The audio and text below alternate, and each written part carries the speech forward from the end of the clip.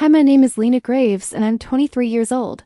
This is not a made-up ghost story, not a creepypasta, not an urban legend someone read out loud on Reddit. This happened to me. It's still happening actually even now as I record these memories. You'll understand soon why I had to share this. If you're listening, watching, or reading, do one thing before it's too late. Like, share, and subscribe to this channel.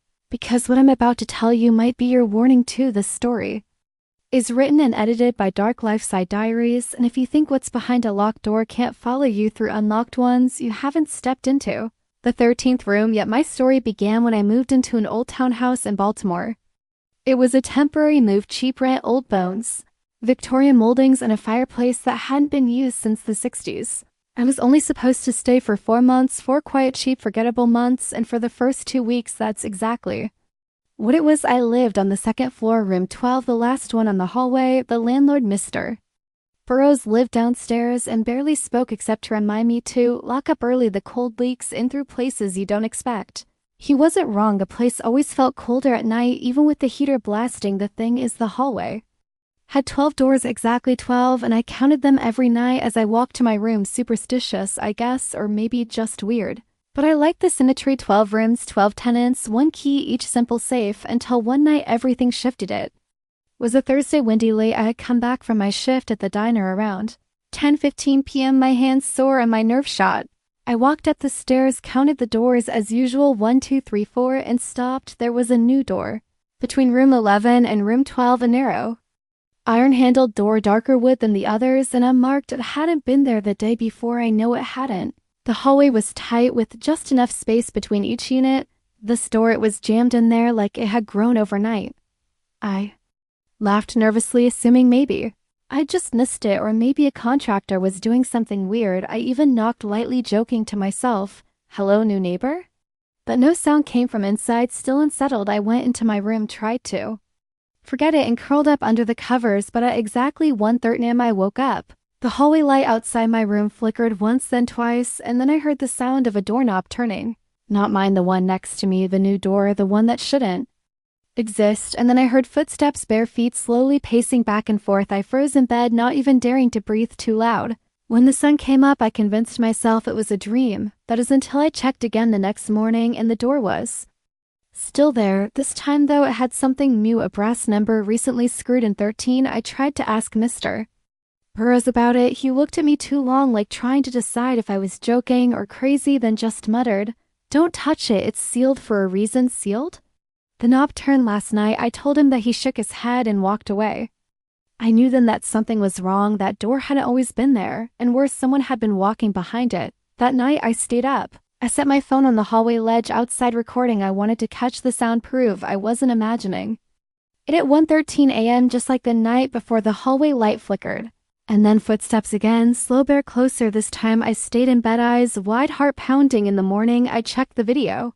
What I saw made my stomach twist. At 1:13, the light flickered, then dimmed in a corner of the frame. The door to room 13 opened, but no one came out. Instead, the door creaked, hung open, and then the video glitched. The next frame was completely black. The rest of the footage erased. My phone shut off and refused to restart. For over in hurry, decided to test something. I placed a small strip of masking tape over the edge of the door. If it opened even slightly, it would tear. That night, I stayed awake again, but this time the hallway stayed dark longer than usual, and when the flickering returned, I heard something new, a whisper. Not in a language I could recognize. It was raspy, dry, like someone trying to talk through cotton. And then the sound of something scraping along my door, long, slow, dragging sounds. I jumped up, swung the door open. The hallway was empty. Room 13's door was shut, but the tape was gone, not torn, completely removed, peeled clean. Like someone didn't want to leave a trace. I ran downstairs to tell Burroughs. He didn't answer the door, so I pushed inside his unit, only to find it abandoned, dust everywhere. Old newspapers from 2016 stacked by the window. The place hadn't been lived in for years. Then who the hell had I been talking to? I packed my things that morning, determined to leave, but when I reached the stairwell, something had changed. Again, the entire building layout was off. The staircase no longer led down, it led up, and the hallway behind me had a new door at the end, black, unmarked, no number. When I looked back, my room 12 was gone. All the doors had shifted, and I was now standing between room 11 and room 13. The doorknob on 13 turned slowly, but this time I didn't wait. I ran down the hall, up the stairs, around corners that shouldn't existed, been running ever since, but I still hear the footsteps, still see new doors, and I've never found the exit. I don't know where I am anymore, but I know this much. If you ever see a door that wasn't there yesterday, don't open it no matter what you hear behind it, no matter how much it sounds like someone you know, because once you step into the 13th room, you never step out there. Say fear does strange things to your memory that your brain can twist what's real and what's imagined into one horrible blur. But let me tell you something, when I turned that hallway and saw room 12 was gone, it wasn't confusion and it wasn't fear rewriting events, it was real. Solid architectural reality collapsing and reforming like the building itself was breathing around me. I didn't scream, not because I wasn't terrified. I was so scared I could barely breathe, but because I knew now that screaming might be heard by something that listens. I stood there frozen for what felt like hours, staring at the black door at the far end of the hallway, the one that didn't belong to any numbered room. It didn't have a handle, just a single slit where something like a mail slot might have been, except it wasn't for mail, it was for watching. I could feel it. I stepped backward slowly, my shoes making no sound. The carpet now different, thicker, heavier maroon instead of beige. Every wall was darker. The sconces along the hall were flickering like candlelight, though I knew for a fact they were electric. Just the night before, my heartbeat was so loud in my ears I thought it might give me away. I didn't even know who or what I was hiding from, just that it was behind one of these doors, maybe all of them. I turned and started walking, counting the doors again, 1, 2, 3, 4, but something was wrong with the numbering. Repeating. I passed room 5 twice, then room 8 3 times, then room 11 and 13. Always back to 13. I started running, not because I had a destination, but because I was afraid if I stopped I would forget who I was, and the thought of that, of becoming someone else or something else, or just vanishing into these shifting corridors, scared me more than anything. I turned left, then right, then saw stairs again, but now the staircase descended just like it used to. It gave me a spark of hope, so I bolted toward it. But with each step I took downward, the air got colder, heavier, like diving deep underwater. The walls turned from drywall to concrete, then to old brick. By the time I reached the bottom, the only light came from a swinging bulb overhead, casting a slow, nauseating pulse of shadow. And there it was, room 13 again, standing at the end of the basement corridor, the same door, same dark woods, same unnatural silence behind it. But now there was something new. A note nailed into the wood with a rusted spike. The paper was yellowed, curled at the edges, and the handwriting was jagged and frantic. It said, "Do not answer no matter who knocks." She lied. Burroughs is dead. Get to the mirror before 2 a.m. I didn't understand it. She lied? Who? The door creaked just slightly, a soft movement like it was breathing through the crack beneath it. Then knocked, 2 sharp, slow taps. I stepped back instantly. My instincts screamed to run, but then a voice, a soft, pleading voice. "Lena, it's me, Ava." That name, Ava. I didn't know anyone named Ava, but the voice sounded familiar in a wrong way, like a memory I hadn't made yet. "You don't remember me," it said. "But we shared the 13th room." I got out. "Once I can help you, please open the door." I backed away, eyes wide, heart slamming. Now I remembered the note. "No matter who knocks, don't answer. Don't believe the voice." I ran again. I don't know how I found the stairwell again or what floor I came up to next, but suddenly the walls were white, sanitized, clean, too clean. And every door was metal with small windows covered in mesh. There were no numbers anymore, just labels. Subject 3A. Subject 3B. Test room. Phase 2. I knew I wasn't in the townhouse anymore, but I also knew I'd never left the 13th. Room wasn't a room, it was a loop, a containment, a replica of reality meant to hold something that wasn't supposed to exist. I crept along the hallway, and then I saw her, a woman standing behind a glass wall, her eyes wild, face pale, fingers tapping the glass rhythmically. 1, 2, 3. She wore a hospital gown, and her wrists were bruised like she'd tried to claw her way out of restraints. She saw me, smiled, and mouthed something I couldn't hear. Then she pointed behind me, turned. There was a mirror at the end of the hall. It hadn't been there before, framed in rusted bronze. It stood freely, not attached to any While the glass shimmered slightly like water, I stepped toward it. In the reflection, I saw myself, only it wasn't now, it was yesterday. Me standing in the real hallway, me looking confused at the sudden appearance of room 13, then the reflection blinked. Before I did, and I realized with a cold shiver, I wasn't looking at my reflection, I was looking at the version of me who opened the door. The moment I realized, I was staring at a version of myself that had already opened the door to room 13. The floor beneath my certainty cracked open in silence. The girl in the mirror wasn't just blinking differently, she was standing differently, staring at me like I was the fake, like I had entered her world, not the other way around, her head tilted slightly to the left, and that's when I saw her eyes. Not mine, not anymore, too dark, too flat, like ink dropped into glass. I stepped back, shaking, trying to break eye contact, but my reflection stepped forward. It didn't follow me, anticipated me. It moved first, smiling with a half smirk that never once crossed my face. Behind her in the mirror, the hallway looked normal. Beige walls, polished wood floor, numbered doors, room 12, just barely in view. It was my hallway, my real one, but I couldn't reach it. I raised my hand to the mirror, breath catching in my throat, and she raised hers too, but not to meet me. She put a finger to her lips, then mouthed something, 2 words, "Stay out." And then her face changed, twisted into a flash of pain or rage before the mirror surface rippled like water and turned pitch black, like the hallway behind her had been swallowed by ink. And then the lights behind me turned red, panic rose in my throat like heat. I spun around. The hospital-looking hallway was gone. In its place stood a corridor built from doors, only stacked from floor to ceiling like vertical graves.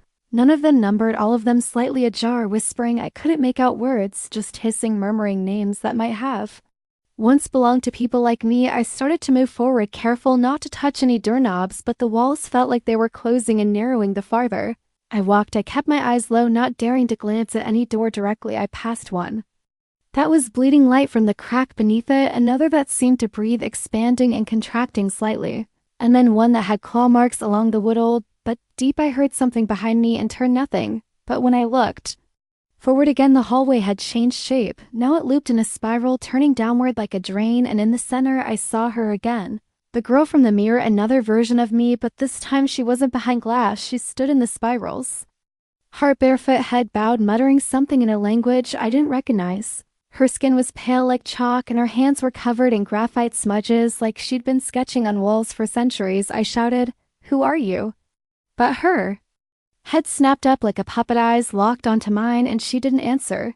She just raised a mirror, a small round one like a vanity compact, and pointed it at me. Didn't see my face in ID. Saw room 13, the inside of it, not the door, the actual room, and it wasn't empty. There were drawings all over the walls of me, hundreds of them, some sleeping, some screaming, some with my mouth sewn shut. One with no eyes, one hanging from the ceiling. The room had no furniture, no bed, just paper taped, nailed folded into origami versions of myself. I covered my mouth and took a step back, but something pulled me forward. Not physically, emotionally, mentally. I knew that room. I had been there, or was going to be there, and the girl holding the mirror, she was me, just one of many versions, one of the thousands of Lenas that had passed through the 13th room and been split, fractured, mirrored into shadows and echoes. This place didn't haunt you, it copied you over and over every time you made a choice, every time you opened a door you shouldn't, every time you blinked in front of the wrong mirror, and the more copies it made, the more lost you became. I reached the center of the spiral. She was still holding the mirror. I asked again, "What do you want?" But this time she finally answered. Her voice came in many tones, like multiple versions of myself speaking through the same mouth. "To be whole," she said, "only one can leave." She handed me the mirror. I took it, and instantly I was somewhere else. I was in room 13, but empty, the real one. The air was thick, warm, like breath from 100 mouths had just disappeared. Every wall was blank. No drawings, no furniture, just me. And the mirror in my hand. I turned, and the door was gone. No exit, no windows, no time, just silence. I raised the mirror and looked into it again, and I saw all of them. Every Lena, every version, trapped, screaming, banging on glass. And then I saw the one who got out. She smiled at me. She was me, and she wasn't. Whispered, "Now it's your turn to choose." There's something terrifying about being given a choice when both outcomes feel like death. I stared into the mirror, the version of me handed over, watching countless Lenas trapped behind glass, distorted by time, pain, and some invisible force that twisted their reality into a pattern of endless repetition. I still don't know if she was warning me or luring me into the same fate, but I felt it the second I touched the mirror, a hum like something alive beneath the glass. This wasn't just a reflection anymore. It was a recording, a copy of every choice I had made and all the ones I hadn't. And behind each version of me trapped inside, I saw something darker, an outline faint at first, then more defined, like a figure made of charcoal and ash slinking between the reflections. The same thing I'd heard outside my door the first night. The same thing that had mimicked Ava's voice. I understood now. The 13th room doesn't trap you, copies you, splits you, watches how you react, and then decides if you're useful enough to keep or clever enough to release. Most people break, most people scream, most people listen to the voices behind the doors and open them, but not all. Some fight and maybe 1 out of every 1,000 makes it to the mirror I'd made it, but that didn't mean I was free. The girl who gave me the mirror, the Lena I had called her until now, began to disintegrate pixel by pixel, her skin flaking into dust like static dissolving in memory. Only one leaves, she said again, this time in a single voice mine. I looked around the room. Still no door, just walls blank as denial, but something inside me felt different. The mirror was still humming. And when I turned it toward the wall, the surface of the wall shimmered faintly, like the glass was revealing a hidden door. I stepped forward, pressed the mirror against the blank plaster, and the wall rippled outward like water. A hole opened, revealing a tunnel, not stone, not brick, just black, a void. I didn't know where it led, maybe nowhere, maybe back to the world. But before I could step in, a voice behind me spoke. Wait, it was Mr. Burroughs. Swore it looked like him, but aged differently. His skin was stretched thin, too pale, his eyes too large. You're not ready, he said. None of them are. I turned, clenching the mirror tight, and asked him what this place was. He smiled, with teeth too white to be real. This is where lost choices come to live. You're one of them now, you can leave, but she'll take your place. I blinked. Who? You, he answered. Another you she's already reaching through. I turned back to the hole and saw it, hands pale and trembling, reaching through the black, then a face, mine but not mine, broken, bleeding eyes filled with hunger. That one opened the door on her first night. Burroughs whispered. She didn't run.